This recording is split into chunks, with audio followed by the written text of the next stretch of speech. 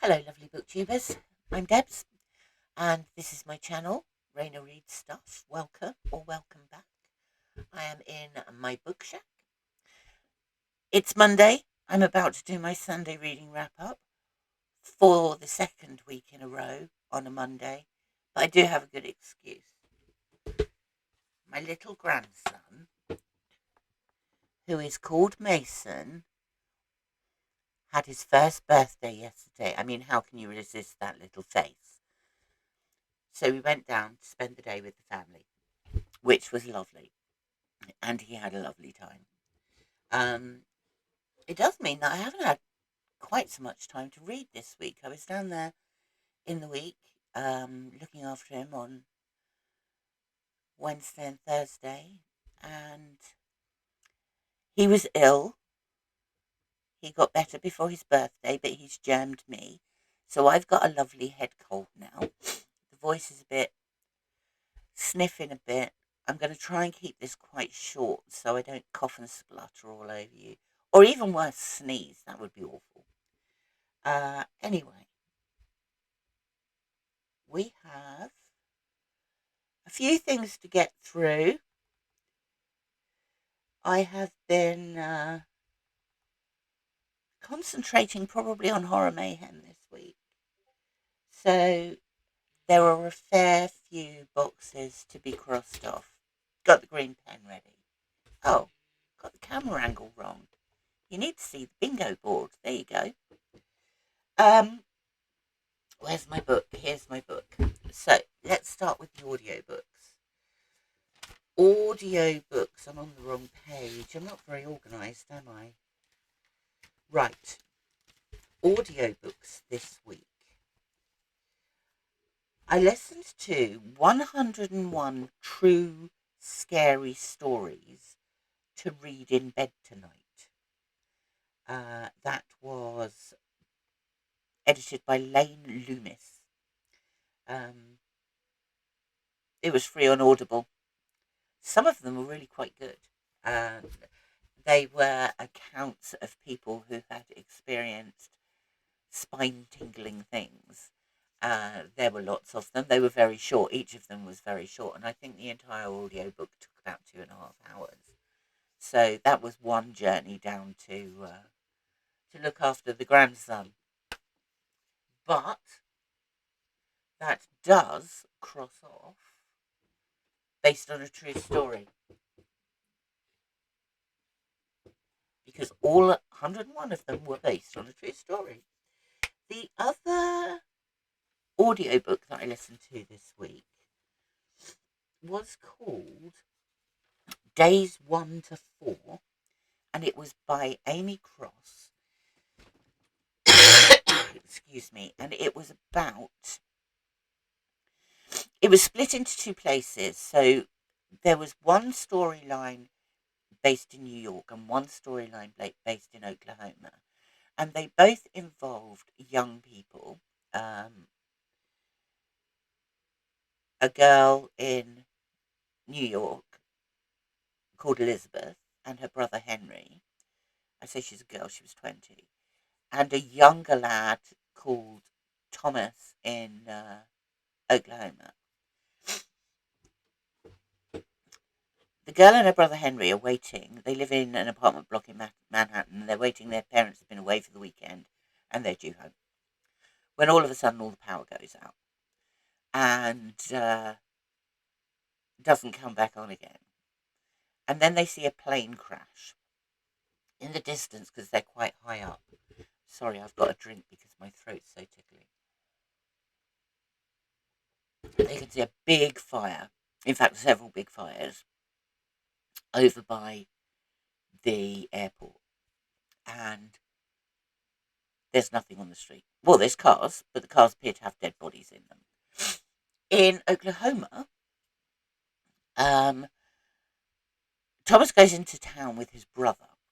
And on the way, they find a police car. And the policeman in there is seriously ill. Very, very ill. And Thomas's brother shoots him. They then find a woman who is looking for fuel, and she can't find any. She says she's been to the nearest town, no one's got any fuel. They're at the fuel station to get fuel, and there isn't any there either. But also, this street's deserted. They take her home because she doesn't know what she's going to do. And the following day, it's obvious that she's quite ill, and she dies in quite a graphic way. Um, and this book talks you through and on the way back to their house, a plane crashes 100, 200 yards from them. This is about how they start coping when the power doesn't come back on. There is no water coming out of the taps. This is a world-shattering event that's happened. There are several more books in this series. Whether I read them or not, I don't know. But I did quite enjoy this. And this is going down as my dystopian horror. So there you go. Right, what else have I read? I have read lots of books, rather lots of things from short stories. So those are last week's ones. Where are this week's ones? Bet you can't guess which book this ticks off. Meet the Meat. Guy kidnaps a girl, brings her around in his house. She doesn't know how she's got there. She's tied to the bed. She tries to humour him. He says she ought to stay to dinner. Unfortunately, this guy likes his meat really, really fresh. And the meat turns out to be the last person he kidnapped who wouldn't eat dinner with him. And he carves her up on the dining table. Needless to say, current woman won't eat dinner with him either, so she becomes the dinner for the next one. This is by Sam West, an extreme horror short. It was pretty gross, to be honest. It was quite well written, but it was pretty gross. Cannibalism is the one I'm ticking off for this. There was also another cannibalism one, which was much more fun. And that was called... Where have I put it?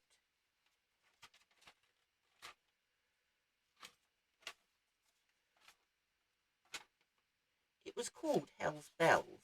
I can't find it on my list.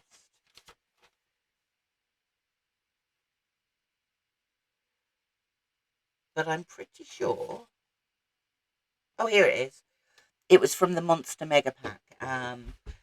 This was by Robert Reginald, and the guy is driving down the road. He could see a load of bikers coming behind him, and they're catching up with him. And the biker pack splits, and half of them go in front of him, and they make him stop. And what happens next? So, other boxes I can tick off this week. Religious horror. I read a couple for this. I read a M.R. James. I like M.R. James. I've got a collection of his ghost stories. And so I read Canon Alberich's Scrapbook. This was from Classic Tales of Horror, which was an anthology that I have as an e-reader. And then I bought... No, I didn't. I got Smile and Say Your Prayers by Spencer Hamilton, which is from this one.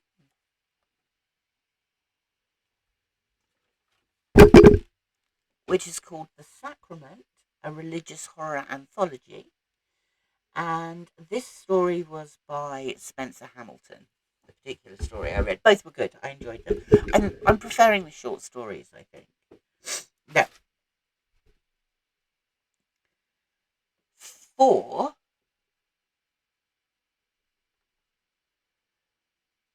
the Pax Square, I read a zombie story, and it was called. Oh, I'm trying to get the cover for it. There it is. It was from this, the Zombie Mega Pack. It's green. It counts. Did I cross off religious? No, let's cross off religious.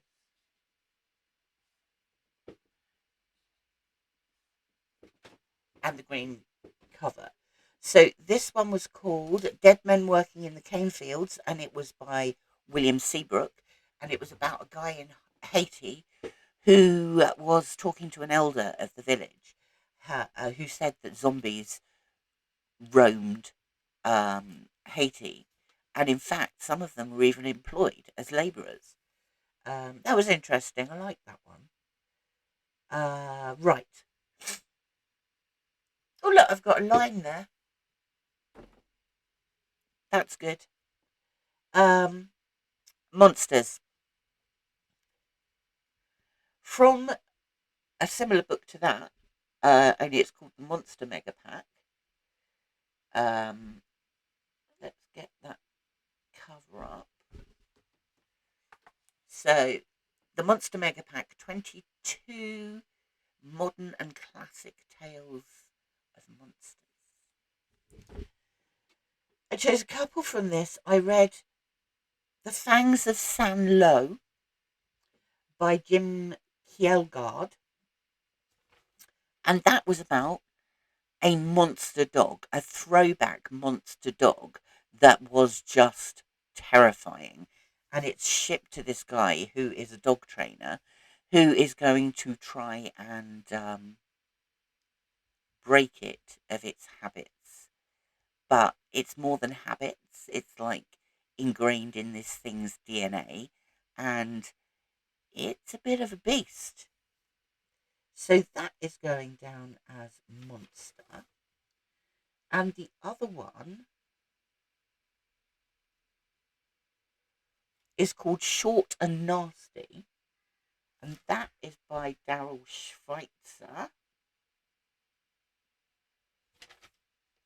Yes, Daryl Schweitzer. Um, and that again was from the Monster Mega Pack. So,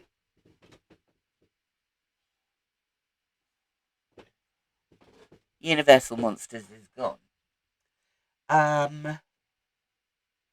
Now, there was one called The Monster, which was also from the Monster Mega Pack. And this was by Lester Del Rey. And this was really good. This was about, it's someone who wakes up. He doesn't know where he is. He doesn't know who he is. He's got some sense of impending doom. And he's trying to figure out why there are doctors around, why he is in this place. It transpires that he isn't a person at all. He is a very advanced robot. And he's trying to figure out why people call him the monster and what's going to happen to him and what is his past history. This was really good and actually quite sad. I'm putting that down for techno. So,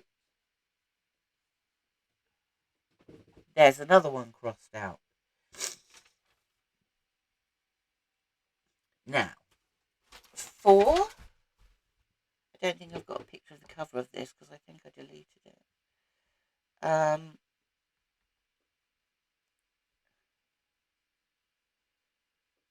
Yeah, I did delete it.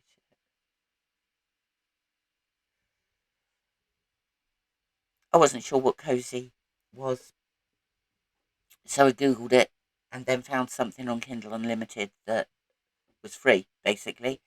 And I read a book called The Dog in the Frame by Grace Geyer, spelt Geyer. And this was about a woman who obviously had psychic powers. She was going to stay at a friend's cousin's place for a week while her house had some renovations done.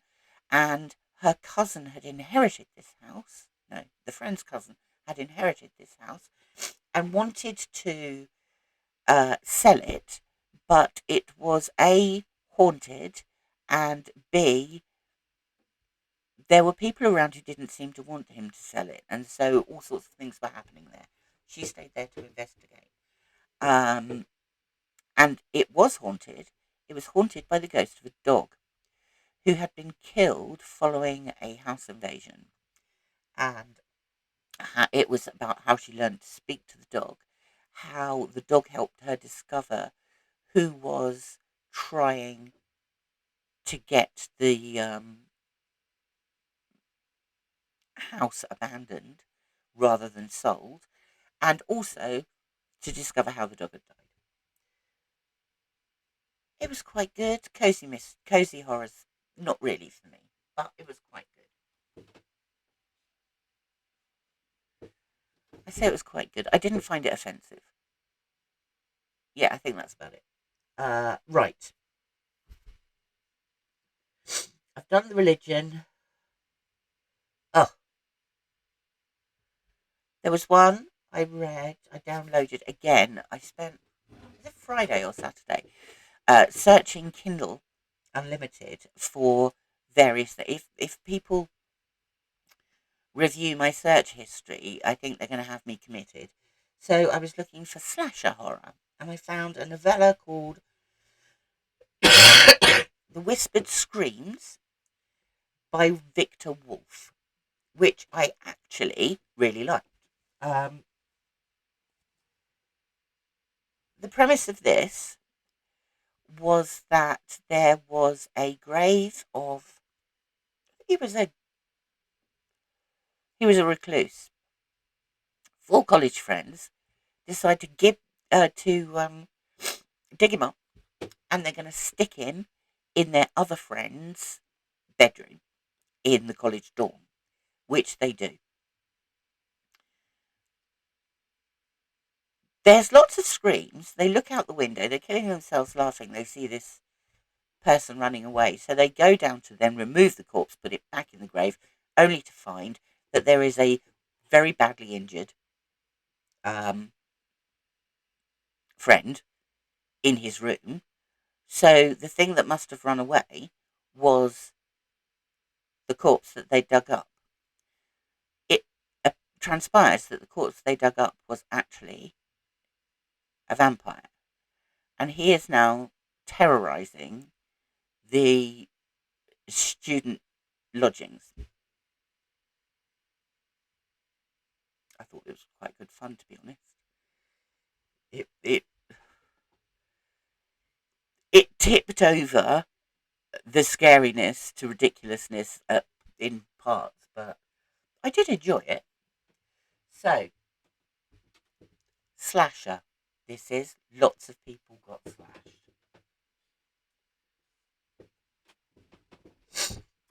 A couple of folk horror stories. I found. Have I got a picture of that one?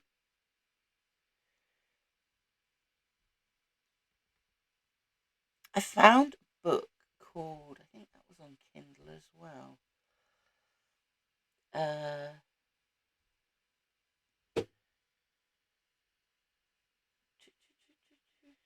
Yes, this one. Sorry, I'm not very prepared. I don't know if you can see that. Oh, there we go. A bit. Weird Woods. Tales from the Haunted Forests of Britain, edited by John Miller. And this is from the British Library's Tales of the Weird collection. I read a couple of these, really liked them. I read An Old Thorn by W.H. Hudson. and I read The Name Tree by Mary Webb, both of which I would judge to be folk horror. So, but then I read another one called Man Size in Marble by Edith Nesbit. That one I'm going to count as holiday because this was something that specifically happened on Halloween. I think you can count Halloween as a holiday. It's certainly good for horror.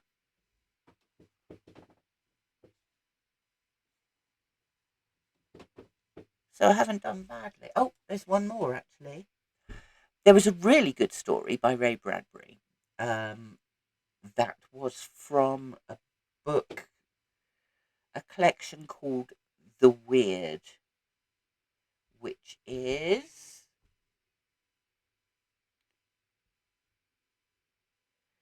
if I can persuade it to show me. I've been really enjoying the stories in here actually. They've been a good collection. Again, these are old and new, strange and dark stories, and it's called The Weird, and it's edited by Anna and Jeff Vandermeer. So the Ray Bradbury story in here was called The Crowd, and it was quite creepy. This guy has a car accident, and after the car accident, there's a crowd of people peering at him, and he just thinks that they arrived too quickly. When he wakes up in the hospital, he has this idea that all of these people appeared instantly, and he doesn't know why they got there so quickly. And it bothers him, and everybody else says he should forget about it, but it bothers him. So he starts investigating, and he hires a archivist to find him newspaper cuttings where there's been an accident and a big crowd, and it's been published in the paper. And then he starts to notice that some of the people in the crowd that he saw are in several of these other pictures. But these photographs span a period of about 30, 40 years. So the child with the red freckles should have grown up in that time. People should have got older. It's quite creepy, and it's quite mysterious. And I think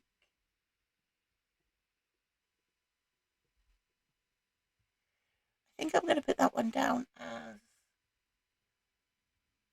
cryptic.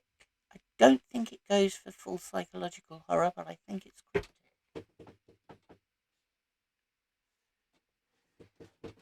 Right, apart from that, I failed to read Frankenstein. I am 3/4 of the way through this, which is my final book, I think, for Spring into Adventure, but also it's the modern horror for week 4. So I've still got to read a classic horror because I haven't done that. But actually, there's nearly 2 weeks left of May.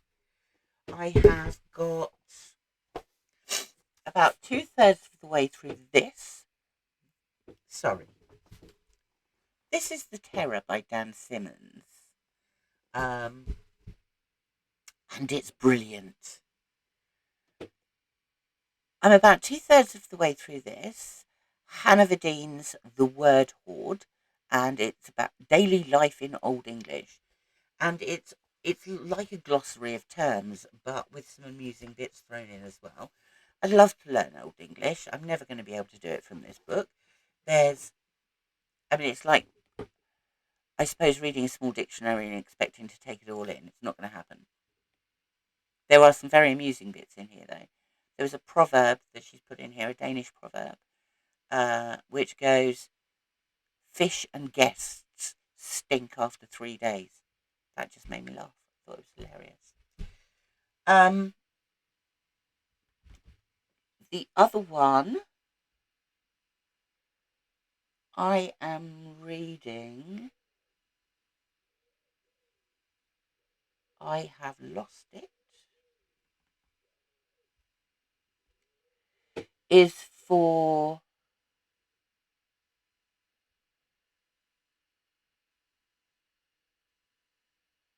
Ah, here it is.